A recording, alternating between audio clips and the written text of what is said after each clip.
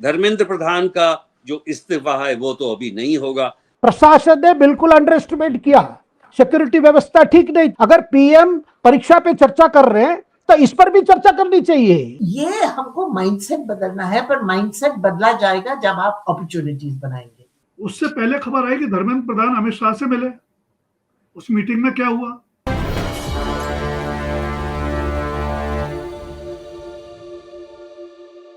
नमस्कार, स्वागत है आपका इस कार्यक्रम में। छात्रों का आंदोलन दूसरे दिन भी जारी है। जिस तरह से छात्रों की डिमांड है कि धर्मेंद्र प्रधान को हटाया जाए, शिक्षा व्यवस्था में आमूलचूल परिवर्तन किए जाए, उस मांग को लेकर जंतर मंतर पर आज भी 10,000 से ज्यादा छात्र मौजूद हैं और साथ ही सरकार की तरफ से कई सारी पहल की गई है। आज जेपी नड्डा जो हेल्थ मिनिस्टर हैं, वो जो प्रोटेस्ट करने वाले छात्र जो घायल हुए थे उन सब से मिलने हॉस्पिटल गए। सरकार एक तरह से, जिस तरह से राहुल गांधी और अपोजिशन के लोग आंदोलन में उतरे हैं, उनसे भी बातचीत करने की कोशिश करती हुई दिख रही है। सुबह में प्रधानमंत्री ने अपने भाषण में ये कहा कि नीट परीक्षा जो लीक हुई है उसके जो गुनाहगार हैं वो बख्शे नहीं जाएंगे और 13 जो आरोपी हैं उनको कड़ी से कड़ी सजा दिलवाई जाएगी। तो क्या सरकार के इरादे में कुछ तब्दीली आ रही है? क्या सरकार पिछली बार से, अगर किसान आंदोलन से उसकी तुलना की जाए, तो सरकार इस आंदोलन को लेकर ज्यादा गंभीर है? सरकार को लगता है कि युवाओं का जो गुस्सा है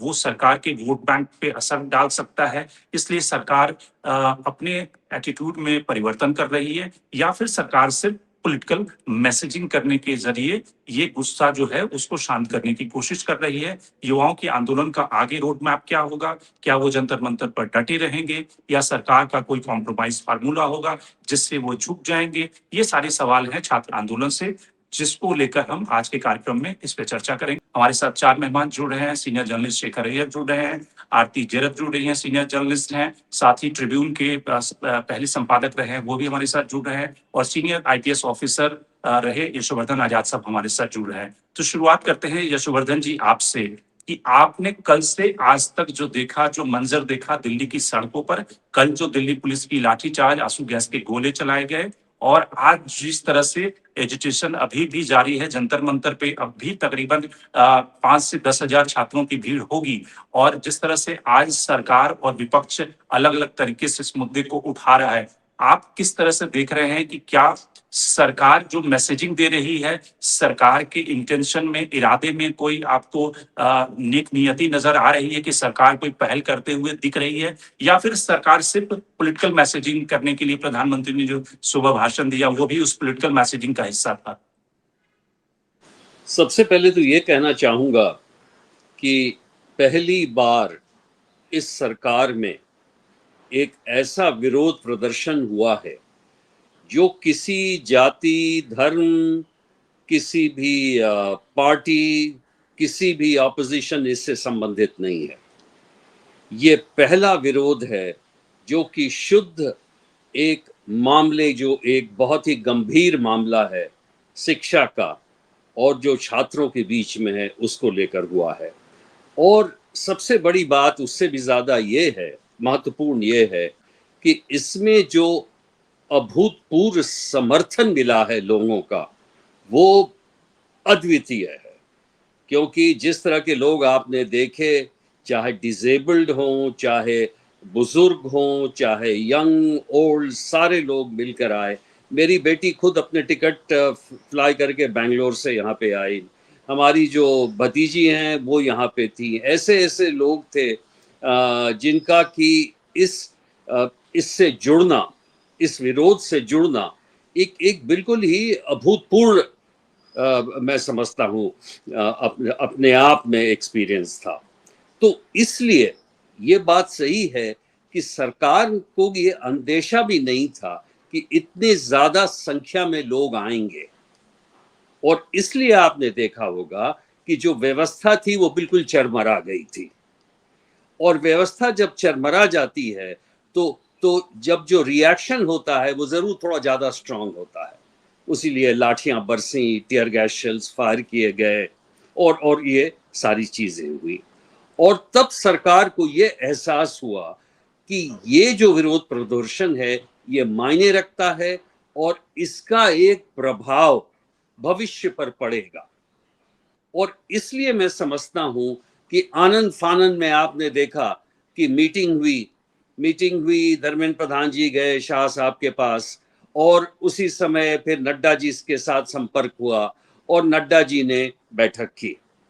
लेकिन फिर उस बात पे आऊंगा जो आपने कहा, नड्डा जी की मीटिंग इस विवाद का कोई ये विवाद सुलझाना नहीं है, क्योंकि नड्डा जी एक स्वास्थ्य के मंत्री हैं, एजुकेशन से उनका कोई लेना देना नहीं है, ना उनको मालूम। उन्होंने सिर्फ उनकी बात सुनी और कहा कि मैं इसे आगे बढ़ा दूंगा। और रात में आपने देखा, मैं इसलिए कनेक्ट कर रहा हूं कि जैसे जैसे घटना का सीक्वेंस आप देखिए कल हुआ, वैसे वैसे सरकार का रिएक्शन जो है थोड़ा थोड़ा आपने देखा होगा कि आगे एक एक कदम बढ़ाना उन्होंने शुरू किया। और इसलिए जब लड़कों ने ये कहा कि हम नहीं मानेंगे, कल एक और बहुत बड़ी बात ये हुई कि जब पुलिस ने बैरिकेड पे रोका और एक सर्कल बनाया पार्लियामेंट के आसपास, तो जो जहां पे थे उन्हें रोका गया, उन्होंने वहीं पे पॉकेट प्रदर्शन करना शुरू किया।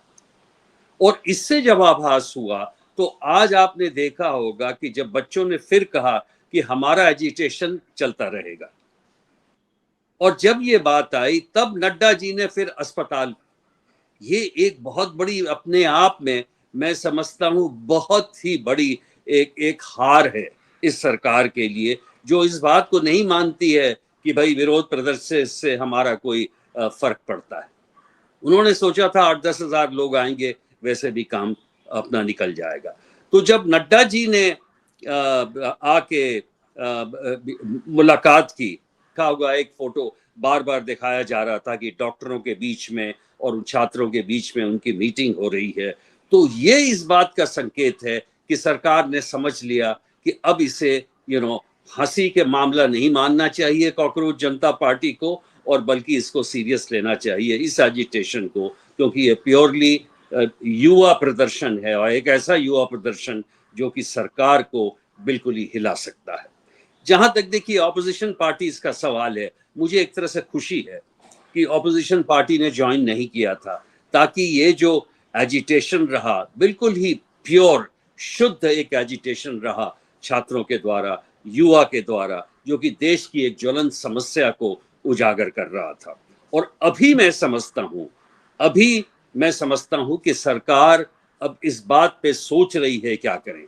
धर्मेंद्र प्रधान का जो इस्तीफा है वो तो अभी नहीं होगा, क्योंकि वो हार नहीं मान सकती।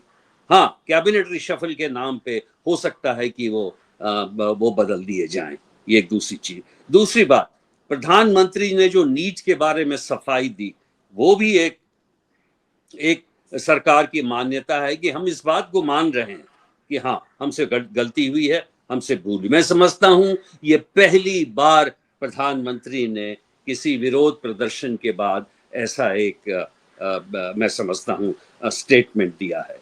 लेकिन नीट के बारे में जो स्टेटमेंट है, जिसको हम कहते हैं ना, too little too late, NEET के जो एजुकेशन मिनिस्टर है वो यहीं पे हैं, नीट के जो अधिकारी हैं वो अलग जगहों में प्रमोशन पे चले गए हैं। 24 पे जो आईएएस अधिकारी थे वो छत्तीसगढ़ के चीफ मिनिस्टर के स्पेशल सेक्रेटरी हो गए हैं। ये सारी आईएएस की जमात चला रही है नीट को, जबकि एकेडमिशियंस और इनको आना चाहिए।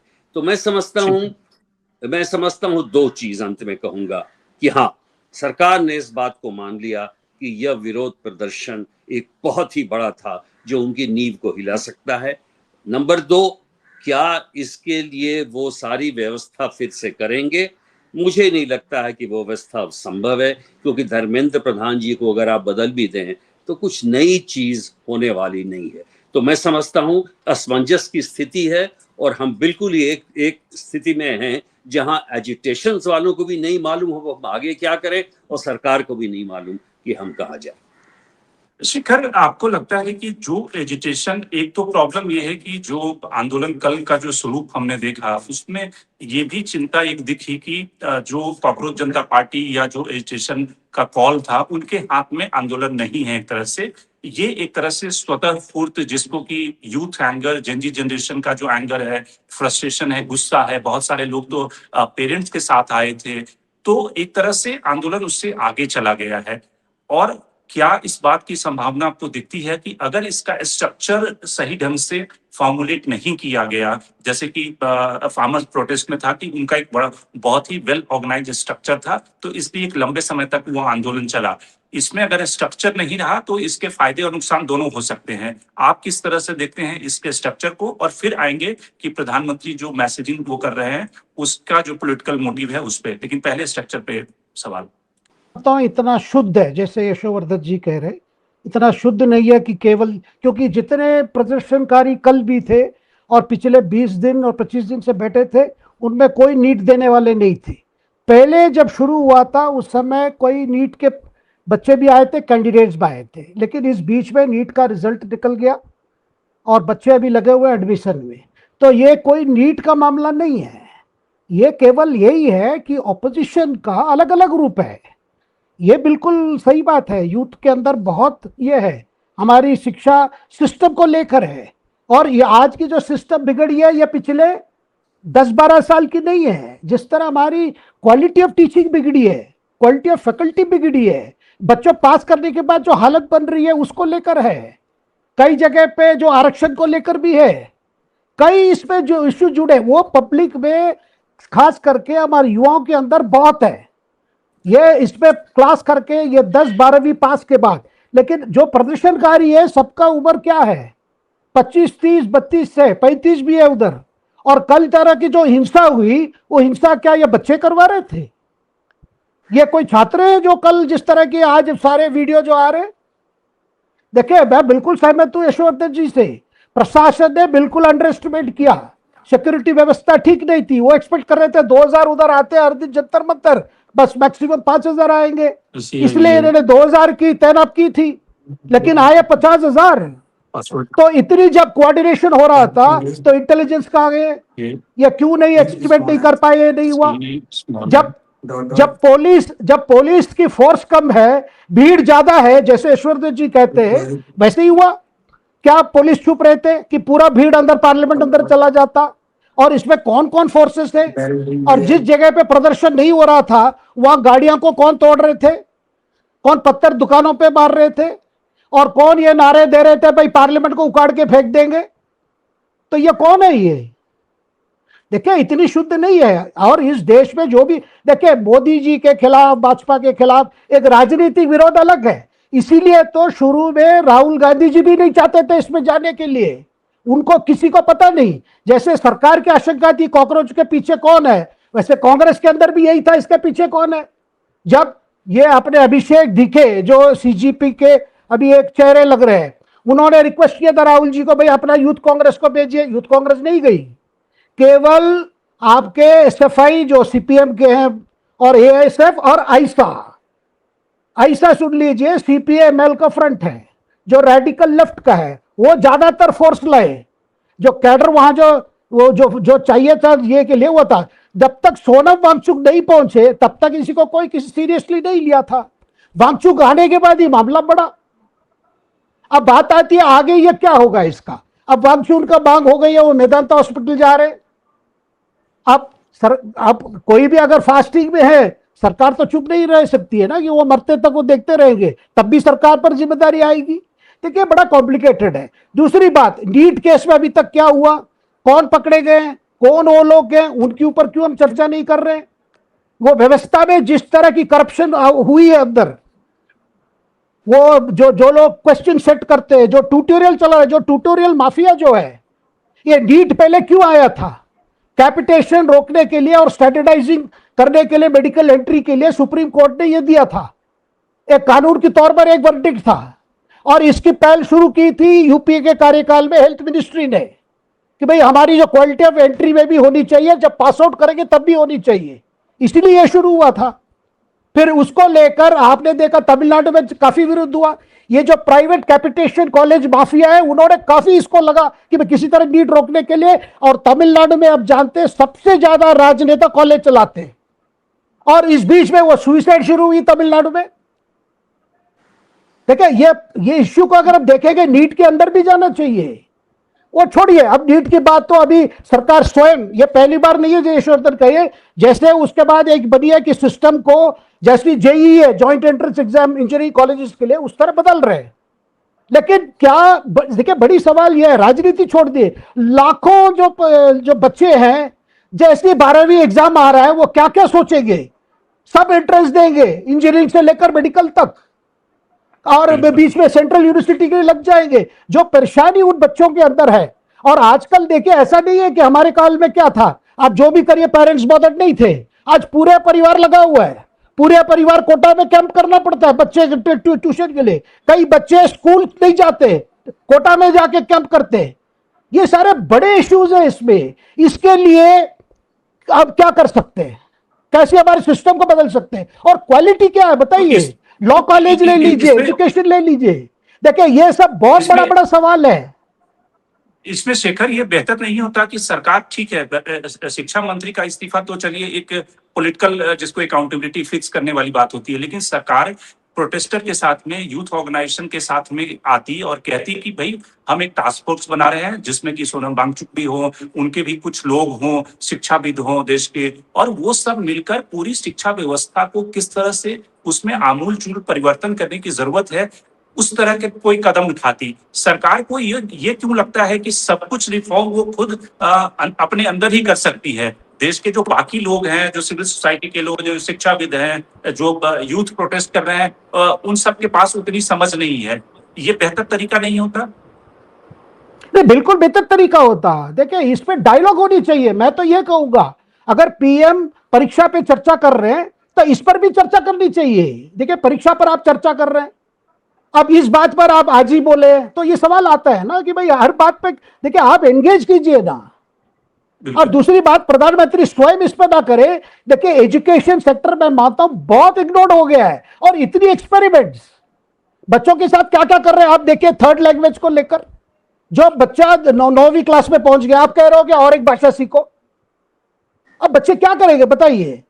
अच्छा आप थोड़ा उस पर फिर सीबीएसई ने रेगुलेशन बताया, नहीं अगर अभी 6ठी क्लास से शुरू होगा। मैं तो कह रहा हूं भाई आप ऐसी तरह भाषा को, भारतीय भाषाओं को प्रमोट करोगे, जो बच्चा आ गया 9वीं आ गया, 10वीं 11 हुआ, अपनी कैरियर का कौन सा लाइन लेगा, कौन सा स्ट्रीम लेगा। और फॉरेन लैंग्वेज को लेकर हम क्या कर रहे हैं भाई, ऐसे भाई अंग्रेजी भी कोई फॉरेन लैंग्वेज हो गया क्या? अब बिना अंग्रेजी, चाइना में अभी शुरू कर दिया अंग्रेजी शिक्षा, कोरिया में शुरू किया है, जापान में शुरू कर दिया है, जो जिनकी मदर टंग एजुकेशन बड़ी स्ट्रांग थी, उनकी काफी टेक्नोलॉजिकल अचीवमेंट हुई है मातृभाषा के कारण। लेकिन ये हमारी जो खूब एक्सपेरिमेंट, सही बात कह रहे थे यशवर्धन जी, सारे ब्यूरोक्रेट्स बैठकर करते हैं। भाई हमारी ट्रांसपोर्ट पॉलिसी कौन करते हैं ना, जो लोग कभी पब्लिक ट्रांसपोर्ट यूज नहीं करते। एजुकेशन को लेकर इतने एक्सपेरिमेंट हम कर रहे हैं। मतलब ये सब देखिए आजकल ये सारी चीजें बहुत प्रेशर पड़ रहा है। और मैं ये कहना चाहता हूं इस सरकार में नहीं, पिछले सरकार में ऐसे एक्सपेरिमेंट्स किए हैं। भाई ये एक्सपेरिमेंट्स बंद होनी चाहिए। देखिए हाँ, रिफॉर्म कीजिए, डायरेक्शन जो नए सब्जेक्ट्स आ रहे हैं उसको इंक्लूड कीजिए करिकुलम में, ये सब सही बात है। लेकिन बच्चों के अंदर इतनी आप अनसर्टेनिटी पैदा करोगे, क्योंकि मैं नहीं मानता जो प्रदर्शनकारी है, कोई भी इसमें कोई छात्र है 30-35 साल 32 वाला कोई छात्र वाला नहीं है। देखिए वो वाला छोड़ दे, उसका पीछे क्या है, रेडिकल लेफ्ट है, एक्सट्रीम लेफ्ट है, वो अलग बात है, वो तो होगा ही। देखो मौका मिलेगा तो आएंगे, मौका नहीं होना चाहिए ना। नहीं मैं उस पर नहीं जा रहा हूं, नहीं उसमें एंटी सोशल एलिमेंट्स आ जाएंगे। और शाहीन बाग की तरह ये कन्वर्ट करने की कोशिश चल रही थी। रोज खाना कौन भेज रहा था, कहां से खाना आ रहा है रेगुलरली, और भी रिपीटेडली आ रहा है। देखिए जब तक वांगचुक नहीं पहुंचे तब तक ये सीरीज नहीं हुआ। बिल्कुल। तो ये इसमें, लेकिन मैं चाहता हूं इसके अलग अपनी एजुकेशन सेक्टर, अपनी प्रोफेशनल स्किल्स का जो व्यवस्था है, अगर हम बड़ी बड़ी बातें कर रहे हैं भाई हमें विकसित भारत बनना है, उसके लिए इसकी तैयारी कहां हो रही है। देखिए हम केवल बहस को रखेंगे, सरकार गटगरे में है, विपक्ष गटगरे है, वो अलग, वो डिबेट तो चलता रहेगा। किसी ना किसी विषय पर सरकार गटकरी भी रहेगी और ऑपोजिशन अपनी कोशिश करते रहेगी, वो अलग बात है। लेकिन व्यवस्था को लेकर मैं मानता हूं, देखिए अभी भी नीट को लेकर जैसे ये वाला सारा हुआ, बहुत अच्छे सुझाव आए हैं। अभी आप अगर देखेंगे मीडिया में बहुत अच्छे सुझाव, हमारे एजुकेशन बहुत लोग कह रहे हैं भाई ये वाला धंधा छोड़ो, नीट कोई भी कभी भी दे सकता है, 3-4 अटेम्प्ट कर सकता है, बच्चों पर प्रेशर ये करो, खत्म करो। नहीं तो आप सोचिए एक एग्जाम के लिए, एक कोर्स के लिए बच्चे आत्महत्या कर रहे हैं, सीबीएसई रैंक के लिए आत्महत्या कर रहे हैं। देखिए सोशियोलॉजिकल साइड बहुत बड़ा है, उस सोशियोलॉजिकल के कारण से ही आपको राजनीति दिख रही दे रही है। तो हमें सबको उसको एड्रेस करना है। जब तक वो एड्रेस नहीं होगा, एक और बहस होगा भाई मोदी जी का क्या होगा, 14 क्या होगा, 15 क्या होगा, 29 में क्या होगा। मतलब ये डिबेट तो मैं मानता हूं ये हमारे बच्चे और उनकी परिवार भी सुनना नहीं चाहते हैं। कोई भी सरकार हो, कोई भी हो, लेकिन एजुकेशन पे एक जेन्युइन चेंज आनी चाहिए। और एक हर, देखिए हम बार बार ह्यूमन रिसोर्सेज की बात कर रहे हैं, हर बच्चे हमारे लिए ह्यूमन रिसोर्स है। क्या हमारी व्यवस्था उस हिसाब से है? नहीं है। आरती जीरथ, आपसे समझेंगे, कल जब प्रोटेस्ट में कई सारी ऐसी बच्चियां थी, कई सारे ऐसे लोग थे जो 8th क्लास में, 9th क्लास में जो बच्चियां पढ़ रही हैं, उसके माँ बाप उन बच्चियों को लेकर, अपने बच्चों को लेकर उस प्रोटेस्ट साइट पे पहुंचे थे। वो अलग बात है कि ठीक है, जब इसमें राजनीति घुस जाएगी तो पिछली बार भी जैसे हमने फार्म प्रोटेस्ट में देखा था कि सरकार कुछ और लैंग्वेज बोल रही है और जो पार्टी है वो कुछ और लैंग्वेज बोल रही है, वो सब होगा। इसमें भी शुरुआत हो चुकी है कि प्रधानमंत्री अपनी कंसर्न जता रहे हैं कि किस तरह से नीट में जो धांधली हुई उसके जो गुनाहगार हैं उनको कैसे सजा दिलाई जाए। लेकिन जो बीजेपी के जो प्रवक्ता है, जो बीजेपी के लोग होंगे, वो कहेंगे कि इसमें फलाना लोग घुस गए हैं, इनकी भाषा क्या है, इनमें नारे क्या लग रहे थे, वो सब होगा। लेकिन जो बच्चे थे उनका जो कंसर्न था, उनके अंदर जो एंगर है, वो एंगर कहीं ना कहीं सरकार के लिए आपको लगता है कि चिंतित होने की जरूरत है? एक इंक्लूसिव रिफॉर्म, या फिर सरकार ये दिखाने की कोशिश कम से कम करे, कुछ ऑनेस्ट तरीका निकाले कि उन बच्चों का एंगर खत्म हो। आज की तारीख में आप देखें कि स्कूलों में काउंसलिंग नहीं होती कि बच्चा 12th पास करके क्या करेगा। एक एक एग्जाम के लिए लोग 5-5 साल लगाते हैं, फैक्ट्रियां बनी हुई है, कोचिंग इंस्टीट्यूट बने हुए हैं। तो आखिर सरकार वो ऑनेस्ट कोशिश करते हुए आपको दिख रही है इस दबाव के बाद? क्योंकि कम से कम ये जो सरकार है, अगर पुरानी सरकार कांग्रेस की सरकार से तुलना करें, वो आंदोलनों से झुक जाती थी। मोदी सरकार को लगता है कि नहीं, हमारा इनहेरेंट मैकेनिज्म है सुधार करने का, बाहर के आउटसाइडर प्रेशर से वो कोई सुधार करने की गुंजाइश नहीं दिखती है। आपको क्या पाथ दिख रहा है? देखिए, पहले मैं ये कहना चाहूंगी, जो मैं कमेंट्स देख रही हूँ ये राइट विंग इकोसिस्टम के द्वारा जो सोशल मीडिया पे आ रहे हैं, उन सब की कोशिश ये हो रही है कि ये जो कल प्रोटेस्ट हुआ इसको डिफेम करो, इसमें ये बोलो कि विदेशी कुछ इन्फ्लुएंस है, बाहर से पैसा आ रहा है, लेफ्टिस्ट लोग हैं, ये हैं वो हैं।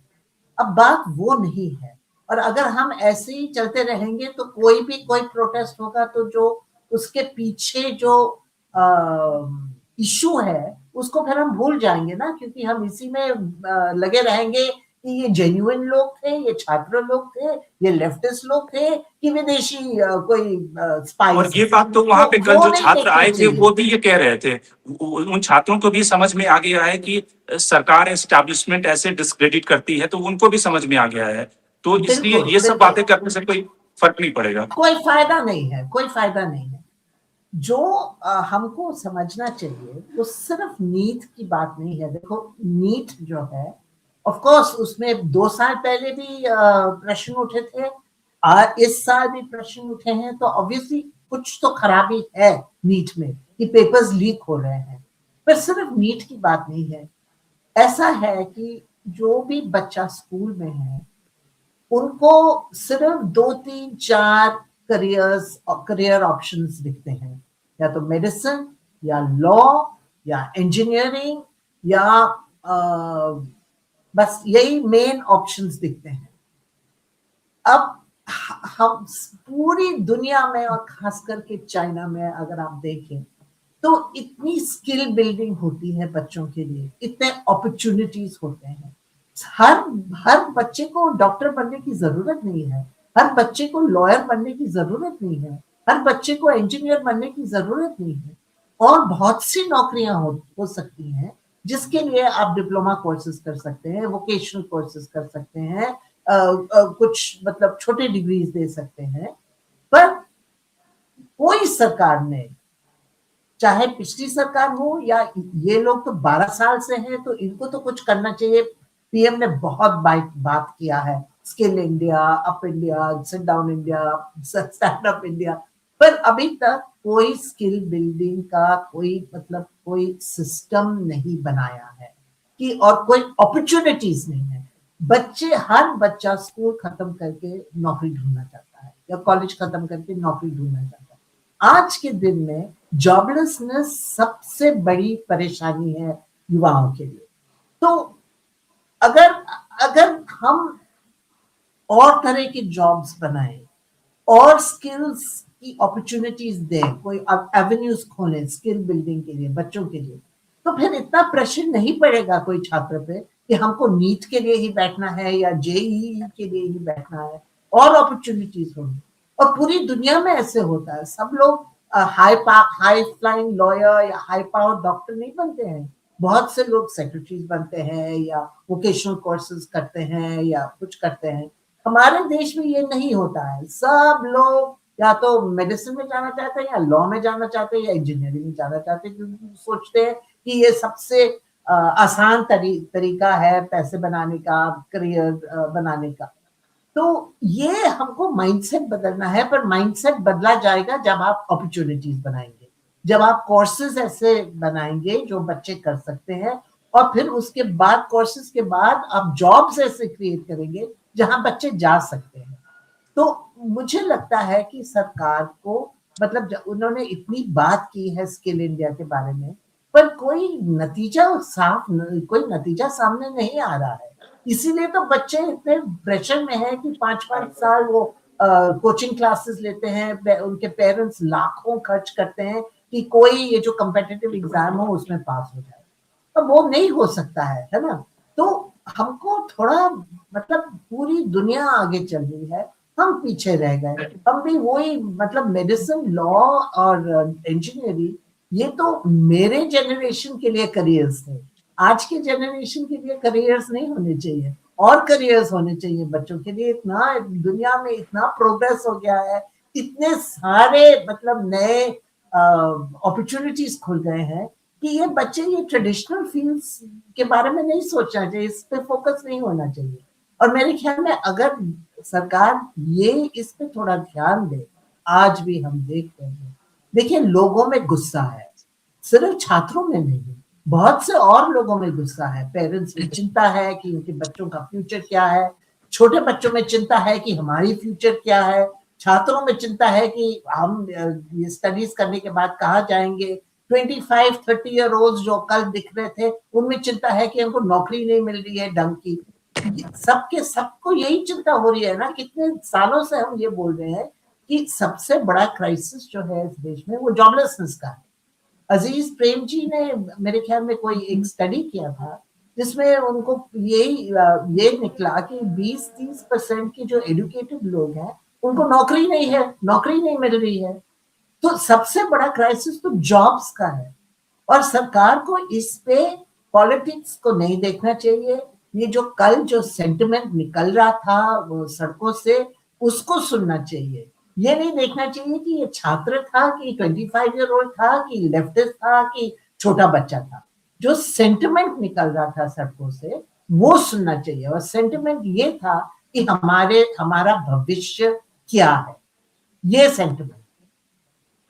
राजकुमार जी, आपने तो फार्म प्रोटेस्ट भी चंडीगढ़ में रहते हुए, वो पूरा नर्व सेंटर एक तरह से पंजाब था, उसको देखा, और पिछले सालों में जो 12 सालों में प्रोटेस्ट हुए हैं उन सबको भी ट्रैक किया। अब जो सरकार का रिस्पांस सिस्टम है कल से, वो आपको क्या कुछ आश्चर्यचकित करता है? आपको लगता है कि सरकार अपने इरादों में कुछ चेंज ला रही है? सरकार को लगता है कि 2029 के चुनाव, और अगर चुनावी राजनीति से भी इसको जोड़ें, तो सरकार अपने एटीट्यूड में कुछ चेंज करते हुए दिख रही है? जिस तरह से जेपी नड्डा ने बुलाया, मिलने गए, वो सब थोड़ा सा एक पॉजिटिव चेंज की तरफ इशारा करता है। ये अलग बात है कि उसके पीछे भी एक पॉलिटिकल मैसेजिंग का हिस्सा है, लेकिन आपको लगता है, या फिर आपको लगता है कि नहीं, सरकार उसी तरह से इसको डील करेगी जैसे पिछले डील करते रहती है, कि पहले उनको खालिस्तानी पाकिस्तानी बोला जाएगा, कहा जाएगा कि इसमें फलाना लेफ्ट के ऑर्गेनाइजेशन थे, फलाना अरविंद केजरीवाल के लोग थे। फिर जो छात्र आज की तारीख में हॉस्पिटल है, मुझे आज किसी एक सोर्स ने बताया कि हॉस्पिटल में जो छात्र जख्मी हुए हैं उनका करियर 10 साल के लिए बर्बाद हो गया, क्योंकि दिल्ली पुलिस उन सबकी प्रोफाइलिंग करेगी और उन सारे छात्रों के लिए आगे के रास्ते, नौकरी, अगर वो बाहर एजुकेशन के लिए अप्लाई करेंगे, वो सब एक तरह से खत्म हो गया। क्योंकि इससे पहले जो रजिस्ट्रेशन हुए थे उसमें ऐसे केसेस हुए हैं जिनको मैं जानता हूं। तो आपको लगता है कि वही पुराने हथकंडे इस्तेमाल किए जाएंगे, या फिर सरकार कुछ नए विजन के साथ, नए तरीके से जो एंगर है, जो गुस्सा है, उसको स्पेसिफाई करने के लिए, संतुष्ट करने के लिए कुछ परिवर्तन करते हुए आपको दिख रही है? देखिए, मुझे लगता है कि सरकार कंफ्यूजन की स्टेट में है। ये जो आप कह रहे हैं कि सरकार ने कुछ इनिशिएटिव लिया, जेपी नड्डा ने बातचीत की, या आज प्रधानमंत्री जी की जो मैसेज आया, ये एक परसेप्शन चेंज करने की कोशिश है जो सरकार के खिलाफ बन गया। अगर सरकार इतनी कंसर्न है स्टूडेंट्स के फ्यूचर को लेके या उनकी प्रॉब्लम्स को लेके, चाहे वो एजुकेशन से जुड़ी हो या एग्जाम से जुड़ी हो, तो 1 महीने से जंतर मंतर पर बैठे थे। जंतर मंतर की दूरी कितनी है? जहां मंत्री रहते हैं, सरकार के दफ्तर है, वहां से कितनी दूरी है? कभी भी जाके बात की जा सकती थी। अगर हमें उन कंसर्न को समझना था और एड्रेस करना था, वो तो हुआ नहीं। अब कल जो बात हुई उसमें 3 मांगे दे दी गई। उसमें जो बताया जाता है कि जेपी नड्डा ने उनको कहा कि मैं आपकी बात पहुंचा दूंगा। तो क्या जेपी नड्डा की भूमिका एक मैसेंजर की है? उससे पहले खबर आई कि धर्मेंद्र प्रधान अमित शाह से मिले। उस मीटिंग में क्या हुआ? तीसरी बात जो आज प्रधानमंत्री जी ने कहा कि अब कोई पेपर लीक नहीं होगा, तो ऐसा क्या जादुई तरीका मिल गया उनको जो इतने कॉन्फिडेंस से करें कि अब नहीं होगा? तो अब तक क्यों हो रहे थे? उनके समय ऐसा कंठस्थन होता, उनको इतनी प्रायोरिटी पे लिया जाता, तो जब अब करने वाले हैं वो तब कर लेते। तीसरा जो आपने कहा कि जो घायल हुए छात्र, उनकी प्रोफाइलिंग होगी, ये इस सरकार का नहीं, हर सरकार का। सरकारें हमारे देश में सब डेमोक्रेसी से चुनी जाती हैं।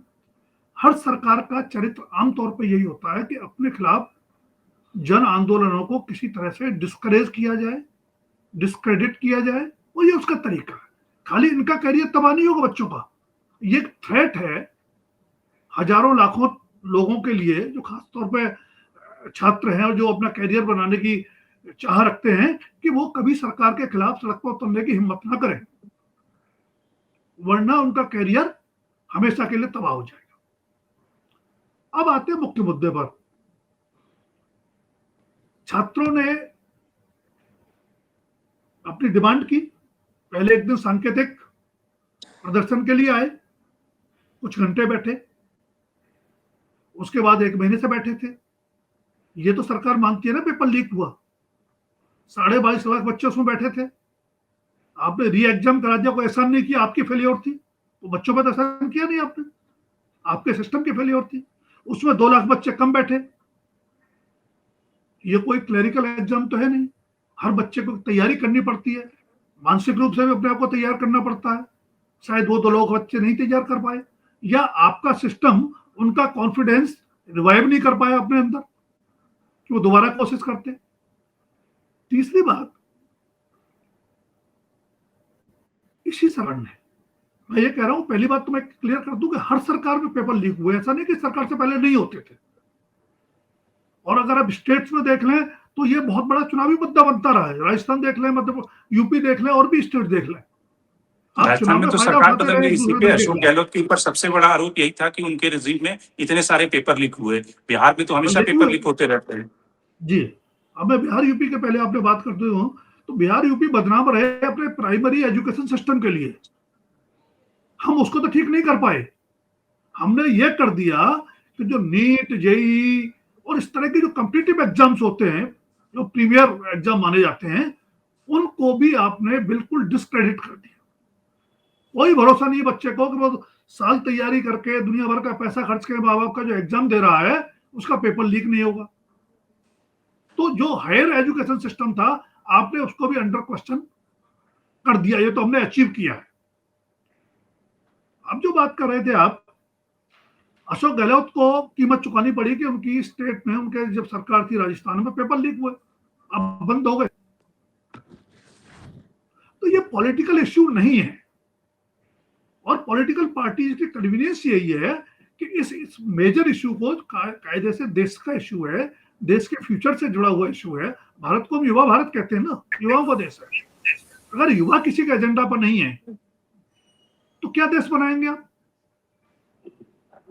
कुल मिलाकर के पॉलिटिसाइज कर देना बहुत आसान होता है किसी भी आंदोलन को डिस्क्रेडिट करने के लिए। अभी कहा गया कि इस आंदोलन में तो ज्यादा उम्र के लोग भी थे। भाई, जिनके बच्चों का करियर स्टेक पे है, फ्यूचर स्टेक पे है, उनके माँ बाप नहीं आ सकते आंदोलन में, उनका कंसर्न नहीं होना चाहिए। या जिन बच्चों को 2 साल बाद उस स्टेज पर पहुंचना है, उनका कंसर्न नहीं होना चाहिए। ये सोशल कंसर्न है, नेशनल कंसर्न है।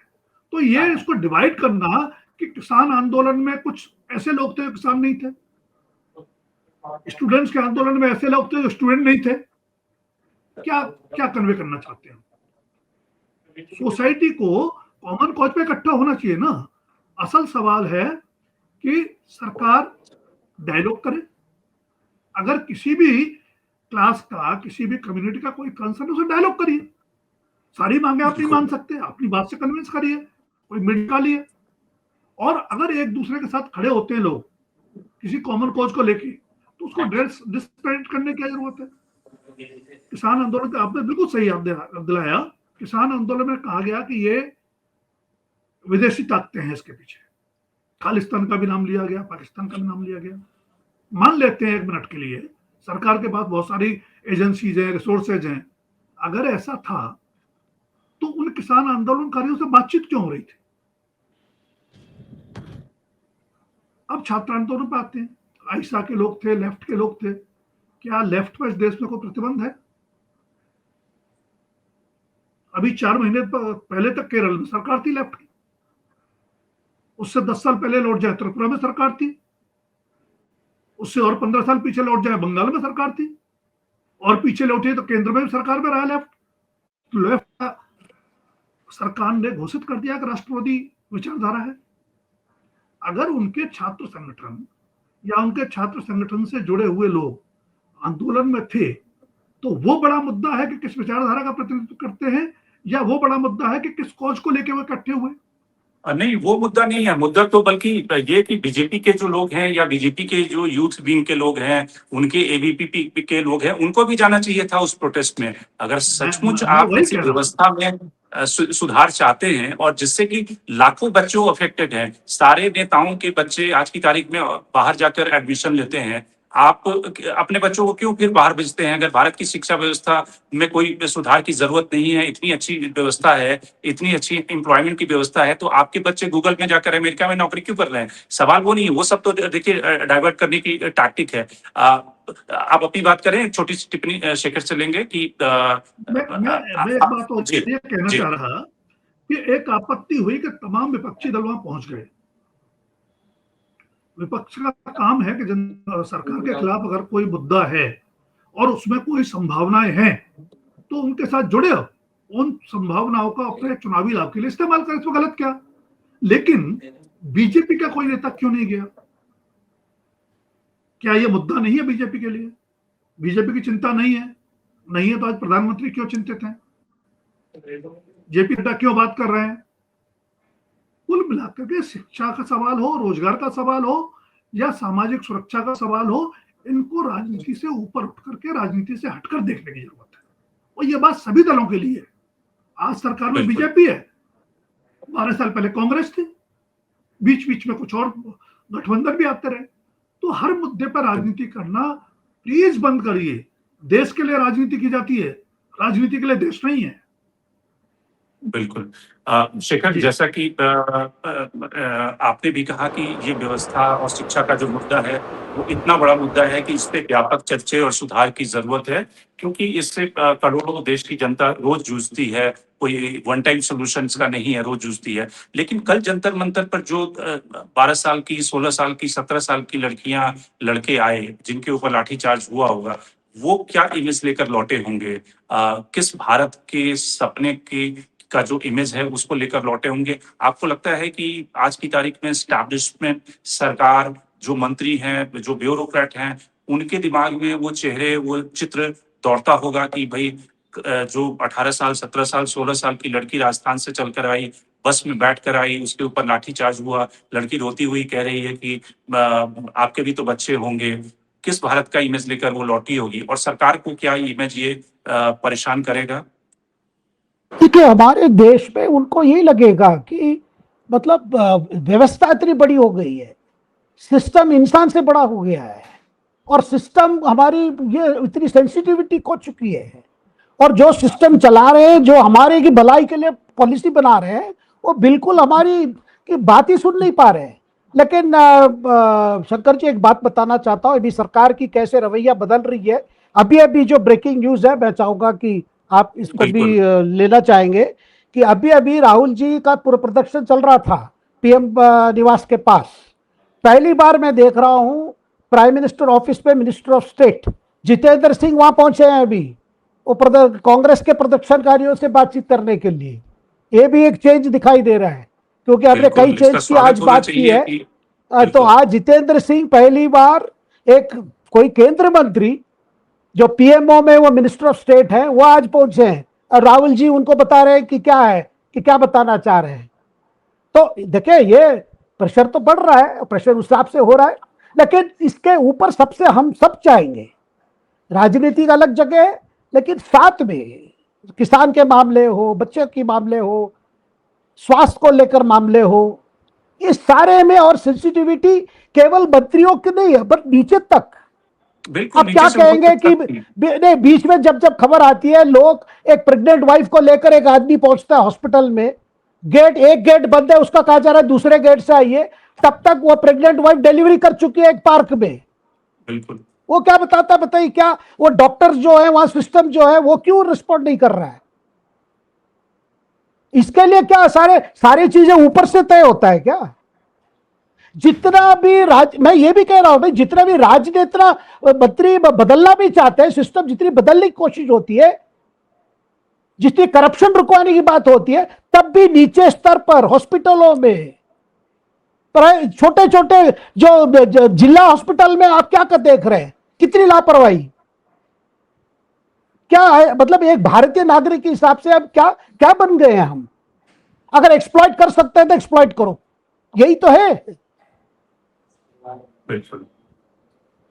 तो कुल मिलाकर जो बड़े सवाल हैं, वो जिस तरह से छात्रों का आंदोलन है, उसके जो बड़े सवाल हैं कि शिक्षा व्यवस्था में आमूलचूल परिवर्तन की जरूरत है। सिर्फ शिक्षा व्यवस्था 2 घंटे के एग्जाम से किसी भी छात्र की योग्यता तय न कर दे। IIT, JEE, मेडिकल, नीट, वो सिर्फ 2 घंटे के मल्टीपल सवाल से इस व्यक्ति का, उस युवक का भविष्य न तय कर दे, बल्कि हमारी ऐसी व्यवस्था होनी चाहिए कि जिसमें हर छात्र की योग्यता के हिसाब से उसे ऊंची जो उड़ान है, उसे उड़ने का मौका मिले। तो आज के कार्यक्रम में इतना ही। यशोवर्धन जी, आप जुड़े, आपका बहुत बहुत धन्यवाद। शेखर, आप जुड़े, आपका बहुत बहुत धन्यवाद। आरती जी, आपका भी धन्यवाद। और सिंह साहब, आपका भी बहुत बहुत धन्यवाद। देश और दुनिया की बाकी खबरों के लिए आप बने के लिए तैयार हो।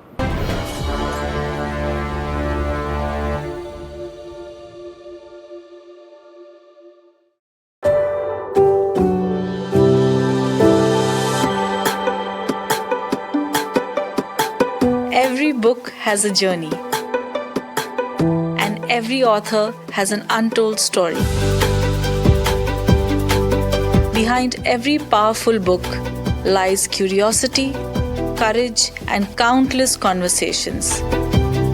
Discover them all on Books and Banter, a Dialogus Digital original series.